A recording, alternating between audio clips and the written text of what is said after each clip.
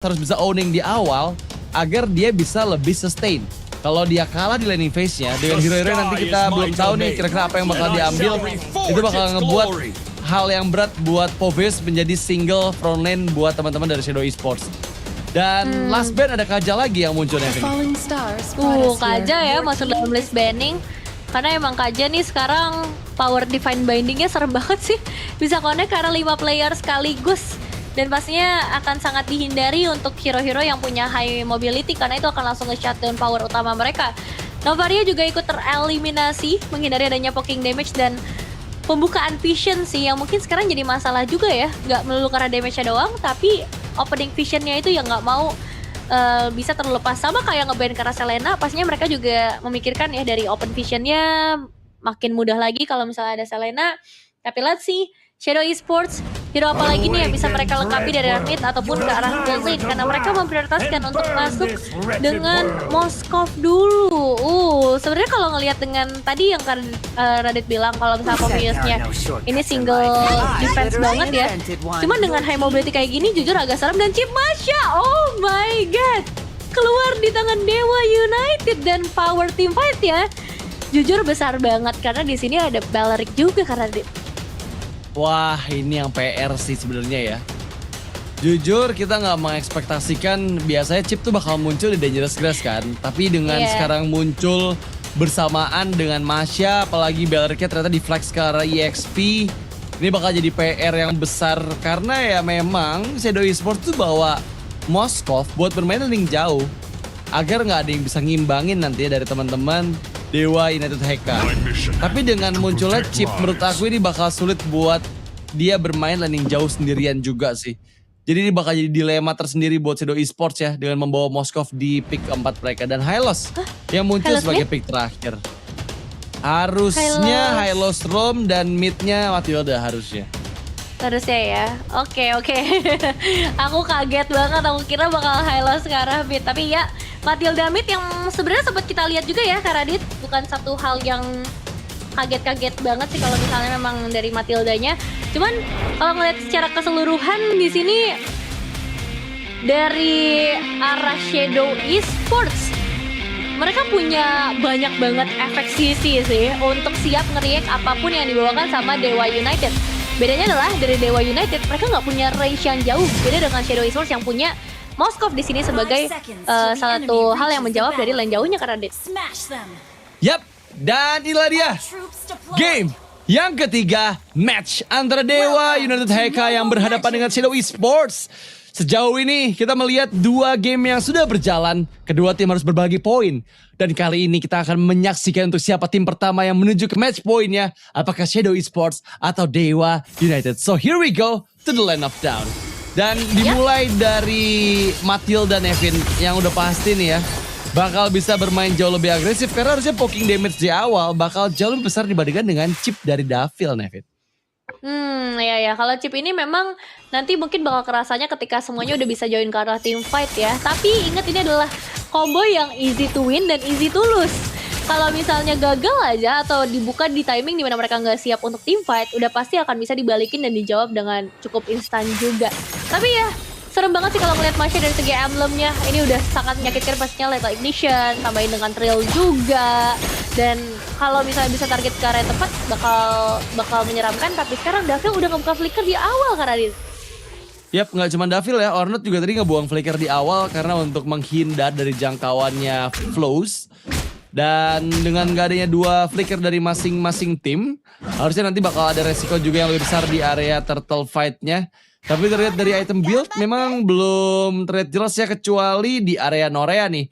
Warrior Boots menjadi item priority utama agar setidaknya kalau dia mau adu pukul nanti sama Masha di awal game masih bisa lah bertahan dengan tambahan physical armor yang dimiliki Nevin. Ya buat di arah early sih kita bakal fokus juga ke arah kontes turtle-nya ya akan jadi seperti apa. Karena dengan hadirnya Hylos terus juga Matilda di arah mid lane ini akan ngebuat ada banyak banget efek yang dimainkan. Ditambah lagi dengan Povius yang jelas akan menuju ke bagian belakang. Tapi harus hati-hati karena Balerik udah punya Wrath of Dryad yang akan bisa menangkap siapapun termasuk dengan Kirara yang udah diwanti-wanti Karadit dari awal nih dari banning phase. Dan Retsu ngambil ultimate ke arah Pobius. Wow, Demonic Force ternyata yang diambil, tapi lihat kembali Yami. Kena efek dari Wrath of Dryad, First Blood di tangan dari Winsky. SOD-nya connect, tapi akankah coba di follow up, karena sekarang Ornn membuka skill Eagle, Reitsu cukup low.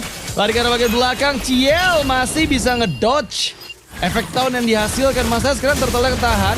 Dan masih belum level 4 dari Davil, tapi justru malah seorang Nila yang tereksekusi. Memang ada pertukaran, tapi double kill dikantong oleh Venus dan Turtle. Mereka rebut juga. Jadi ini keuntungan berlipat harusnya buat TY dan Heka dan Shadow Esports yang agak sedikit dibuat kebingungan tadi ya dengan semua movement dari Dewa dan Heka nih, Nevin. Ya, tapi emang opsi paling terbaik buat Valentina menurutku adalah tadi untuk ngambil ultimate dari Hylos ya, karena berhasil kan pada akhirnya tadi ketika dia buka langsung ada efek slow, langsung bisa nge-punish juga dari Dewa United Heka-nya. Dan mereka dapetin keuntungan yang cukup banyak, 3 total poin eliminasi sejauh ini. Dan fun fact by GoPay, Reitsu sukses menjadi top 2 average kill participation mid laner dengan perolehan 86,24% kill participation hingga week 3 MDLID season 14. Jadi udah kebayang ya seaktif apa si Reitsu ini, karena udah pasti akan ada di mana-mana, apalagi sekarang dikasih Valentina makin aktif lagi karena Dita. Yap, terima kasih banyak GoPay untuk fun fact-nya ya. Dan sekarang kita kembali ke dalam gamenya. Game yang bisa dibilang masih terlalu awal untuk membicarakan tentang Dewa United yang dapat keuntungan tadi. Karena ya meskipun mereka dapetin 3 poin kill dan juga Turtle, gold gap-nya gak terlalu jauh nih. Shadow Esports masih bisa menarik semua keuntungan tadi di sisi yang lain gitu. Apalagi ingat mereka membawa juga Moskov kan, yang memang membutuhkan items yang belum bisa untuk join karena teamfight di awal game. Tapi akan seperti apa nih pressure dari Dewa United yang sudah memenangkan banyak sekali keuntungan di awal. Apakah mereka bakal coba terus mengejar keuntungan lain dari Shadow Esports, Nevin? Iya ya, karena mereka ngasih pressure ke arah Reslos ini juga cukup berhasil aku rasa. Dan kebuka 1 buah jalan pintas dari Chip, ditarik semuanya ke area top lane. Dan malahan dari Shadow Esports nih yang lebih semangat ya untuk masuk ke area tersebut. Agak cukup bingung ya tadi ya targetnya ke arah mana ya. Mungkin tadi targetnya ke arah Ciel, tapi Cielnya bisa ngedodge semua itu. Dan justru malah jadi hal yang merugikan untuk Dewa United. Karena ya mau gak mau nih, di turtle yang kedua gak akan ada lagi shortcut yang bisa dibuka. Nah ini dia nih, kurangnya Poveus di meta sekarang adalah dia benar-benar mudah untuk di-poke. Dan terlihat setengah HP sudah mulai menghilang. Kali ini menjadi momentum kah untuk Dewa United Heka karena World Upgrade sudah nggak ada, terlalu terburu-buru, Gladys Pathway beradu. Tapi masalah sekarang kena efek dari Skill Eagle dan fokus ke arah bagian Turtle ya karena sekarang diambil oleh Ciel. SOD-nya connect di follow up juga dan menjadi keuntungan untuk Shadow Esports karena Norea ini coming in dan menjadi player kelima dari Shadow Esports yang ada di area Turtle kedua tadi. Waduh, 2 player hilang. Memang bukan player kunci sih, bukan damage dealer, tapi lihat perlawanannya. Wah itu Neil terlalu dalam juga ya. Masalahnya juga kan dengan adanya Pakuito sama Valentino udah pasti fast clear kan. Jadi masih agak sangat disayangkan gitu kalkulasinya gagal tadi untuk dia bisa ngancurin outer turret mid lane di bagian tengah. Dan yang jadi kerugian lainnya untuk Shadow adalah bottom lane-nya jadi free banget buat Restless. Dan Davil seperti akan coba memaksimalkan shortcut karena Norea membuang flickernya. Norea coba untuk target, Road of Red juga dibuka. Tapi cover yang dilakukan, apakah bisa untuk membuahkan hasil? Ternyata cukup sulit untuk bisa mendapatkan hasilnya karena memang di bagian depan ada Gwinsky. Dibalikan dengan 1 Thunderclap dan malah menjadi korban kedua untuk Ciel yang diambil nyawanya oleh Restless. Wah ini Reitsu sih aku suka banget sih pola permainan dia dengan penggunaan Valentina. Jadi setidaknya udah semua ultimate dia coba sih di dalam game ini. Mulai dari Poveus, ke arah Hylos sampai Matilda tuh barusan untuk bisa nge-secure atau menyelamatkan lah ya temannya sendiri. Dan itu sangat impactful. Ngeliat dengan opsi itemization yang dibawakan, langsung aja fleeting time buat seorang Chip. Jadi kita bisa expect akan terus-menerus sih kebuka shortcut ya untuk mempercepat teamfight dari Dewa United Heka. Sementara Shadow Esports harus siap dengan segala kemungkinan, termasuk kemungkinan purple buff-nya diculik gitu aja oleh Vilus karena Yap, dan selain itu ya kita lihat juga ini free banget dari Restless-nya sih. Aku bisa bilang dia dari tadi memang gak pernah terlalu sibuk dalam join fight-nya ya. Kecuali mungkin di bagian study, tapi overall harusnya dari segi keuntungan gold selama dia ada di gold lane-nya, turret yang berhasil dihancurkan dan juga selalu ada di laning yang berjauhan dari adanya teamfight, menurut aku dia bakal bisa lebih cepat sih untuk item yang dibutuhkan. Tapi teamfight kembali terjadi dan Davil membuka shortcutnya, targeting ke arah Yami. Dan memang belum ada follow up di sana. Join dengan Restless masuk dengan Thunder Clap-nya ke Nore ya. Cukup aman untuk bisa menghindar. Tapi belum ada korban jiwa. Yang berjatuhan justru SOD yang akan coba dimaksimalkan. Yami dipanis dan Norea harus bisa menghindar dari Devil Jab combo yang dikeluarkan oleh Philus. Dengan low HP, semua member Shadow Esports dipaksa mundur dan untungnya Davil nggak sempat untuk kenain itu ke arah Norea. Hampir ya untuk bisa nge-cancel tidaknya satu buah recall moment. Cuman kalau ngelihat secara keseluruhan nih teamfight dari Dewa United HK udah mulai makin matang lagi ya. Red House Riot aku rasa itu di timing yang tepat juga ngebuka sebuah shortcut dari chipnya dan di follow up dengan damage yang memang sekarang poin utamanya damage-nya di Retsu dan juga Vilus. Ini dalam kondisi Masya-nya belum ikut ya teman-teman karena tadi Masya kayaknya lebih memprioritaskan untuk ya udah fokus aja karena top lane dan sekarang waktunya tepat Karadit. Wah masalahnya lihat itu langsung instan hilang gitu ya. Ini Yami loh. Dan memang dia bukan frontman utama. Tapi masalahnya gak bisa ada banyak yang bisa diperbuat gitu juga. Dengan momentum yang begitu menyakitkan. Ingat damage dari Restless sudah gak tertahan loh ini. Dia dapat 2 poin killnya. Dan dia udah semakin free juga dengan item ketiganya. Itu yang bakal jadi PR makin besar lagi. Karena masuk di late game udah pasti lini belakang atau bahkan Yami pun menurut aku itu bisa dimakan solo oleh Restless United. Tapi masuk SOD-nya. Akhirnya, mencoba untuk memakan Restless, membuang flicker. Tapi ada shortcut lagi yang dari bagian belakang. Restless menunggu. Dan berhasil justru mendapatkan 2 member. Ornod dan Ciel kehilangan langkah untuk pulang. Bahkan target ketiga down. Dewa United HK. Mereka melihat momentum tersebut dengan sangat lebar di depan mata. Dan memaksimalkannya dengan shortcut dari Davil. Sehingga ini menjadi satu kesalahan fatal dari Shadow Esports.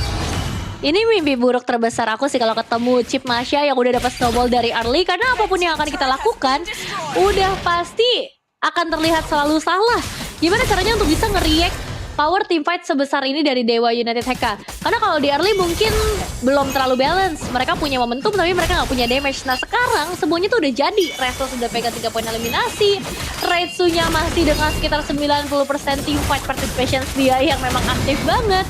Dan kalau kita ngomongin counter setup yang bisa dibawakan sama Shadow Esports, ya paling kerasa mungkin cuman ke arah efek slow dari Gladius Pathway aja.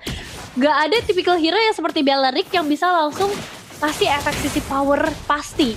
Dan itu emang akan mempersulit mereka dalam momen-momen seperti ini. Karena untuk ngebalikin keadaannya, mereka butuh kalkulasi yang matang dan mereka butuh waktu yang lebih banyak. Sedangkan dari Dewa United HK, mereka gak akan kasih waktu, mereka akan langsung ngedapetin ke arah Lord-nya Karadit. Yap, dan tanpa daya kontes juga ya. Jadi cukup membingungkan. Kalau kita bicara gimana caranya Shadow Esports setidaknya untuk menanggulangi hal tersebut. Masalahnya nggak cuma itu sih Nevin. Karena kalau kita lihat dengan mid lane Matilda, mereka bukan di komposisi yang bagus untuk bisa bermain di dalam high ground. Oke lah mereka membawa Moskov. Tapi menurut aku Moskov nggak bakal jadi jaminan sih untuk mempertahankan best threat dari Shadow Esports. Apalagi 2 holy defense-nya udah nggak ada nih. Ini bakal jadi Lord yang bisa berimpact besar harusnya untuk Dewa United HK nantinya Nevin. Ya. Dan sekarang kita akan segera menyaksikan dengan Lord yang berjalan apa yang bisa dilakukan oleh Shadow Esports karena mereka punya banyak cancellation effect ya sebenarnya dari Circling Eagle, terus juga ada efek dari Demonic Force. Tapi apakah itu masih cukup dengan Council Pay yang akan langsung dimainkan? Yap, membuka Glorious Pathway kopian. Kali ini Retsu masuk ke dalam area pertahanan dari Shadow Esports. Di sisi yang lain, Gwinsky memang memakan damage yang cukup banyak. Flows gak mau terlalu terburu-buru. Lihat gimana movement dari Dewa United HK. Mereka bermain dengan cukup stabil. Gak mau terlalu agresif. Karena mereka masih belum menunggu momentum di area bagian tengah. Membuka dengan urat Alfred Flicker. 3 yang terkena efeknya. Dan berhasil mempanis Yami. Serta Neil yang menghilang instan di tempat. Restless masih bisa mundur karena bagian belakang dengan HP yang sangat low. Tapi masanya tercatat sudah flows. Karena cukup free untuk Nore yang memberikan damage-nya. Dan Ciel juga berhasil mempanis Gwinsky. Bahkan double kill ke Retsu. Oh my god, menjadi momentum yang kurang baik. Karena sekarang Ciel mengejar ke Davil. Gak bakal bisa escape dengan mudahkah?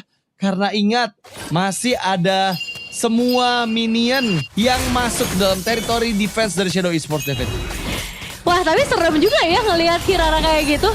Bener-bener kayak kesetanan dengan killing spree-nya dia. jadi cepet banget untuk movementnya dan dia akhirnya bisa ngedapetin 5 secara total poin eliminasi. Dan masih dengan 100% teamfight participation karena satu assist juga ada di tangan dari Ciel. Ini mungkin yang akan ngebuka jalan juga buat Shadow Esports. Setelah ditekan terus-terusan, mereka bisa memukul mundur Dewa United Heka. Tapi mereka butuh banget adanya Ciel. Dan aku rasa Dewa United Heka pun ini adalah hero-hero yang sangat bisa gitu untuk nge-stop ke arah Hirara asalkan timingnya bisa tepat. Dan harus ada peran yang cukup besar juga dari Gwinsky-nya untuk ngebuka Breath of Dryad. Jadi let's see di Lord selanjutnya, karena Shadow Esports sekarang udah punya kesempatan untuk melakukan kontes yang dari tadi mereka idam-idamkan nih, pengen banget ngerasain teamfight. Ini mungkin bakal jadi waktu yang paling oke buat mereka. Setidaknya kalau nggak dapet Lord, mereka bisa ambil 1 atau 2 poin eliminasi supaya lane jauhnya ini bisa sedikit diredam dan mereka punya waktu lebih banyak ke arah objektif Lord selanjutnya karena Ya, dan ini yang bakal jadi PR ya kalau sampai nanti Shadow Esports kembali membuat momentum seperti tadi. Itu yang akan menyulitkan Dewa United untuk di super duper late game-nya. Tapi ingat mereka punya late game insurance, yaitu adanya keberadaan dari Chip dan juga Masya. Menurut aku itu bakal jadi hal yang merepotkan juga untuk di late game. Untuk Shadow Esports mereka harus bisa decision making yang matang untuk memenangkan match up-nya ketika hal tersebut terjadi. Karena lihat sekarang udah ada konsel yang dilakukan Davil. Targeting karena Ciel mencoba ditangkap dari Roller Bryant dan instan menghilang Cielnya. Ada cover dari Ghost Pathway, Lord disecure oleh Dewa United dan sekarang mereka mencoba untuk mencari target selanjutnya karena Shadow Esports kehilangan sang jungler menjadi mimpi buruk untuk mereka. dari sekian banyak orang Ciel ya yang menjadi korban targeting dari Dewa United Heka ketika mereka udah dendam. Ini kayaknya langsung benar-benar bisa tajam banget dan sekarang berarti mereka tinggal tunggu waktu aja sih. Lord akan berjalan dari area tengah dan wave udah disusun dengan sangat baik oleh Restless dari bagian bottom lane. Ini emang tipikal gold leader yang sangat cinta dengan objektif ya nampaknya. Jadi langsung aja kita akan segera melihat pertahanan seperti apa yang bisa dipegang oleh Shadow Esports. Karena Nori ya jujur secara itemization sudah sangat cukup untuk bisa melawan karena Din. Yap, tapi kali ini dengan Lord yang sudah mulai mendekat ke base dari Shadow Esports. Akan coba dimaksimalkan lagi dengan Davil yang masuk ke arah CL. Tapi Roller Bryant dan momentum dari segi Eagle masih bisa mempertahankan nyawa kah karena sekarang kehilangan dari CL kembali. Dewa yang tinggal diam memberikan efek shutdown ke Restless. Karena sekarang waktu yang tepat untuk Dewa mengambil keuntungan di game yang ketiga karena triple kill di tangan dari Floss sebagai penutupan.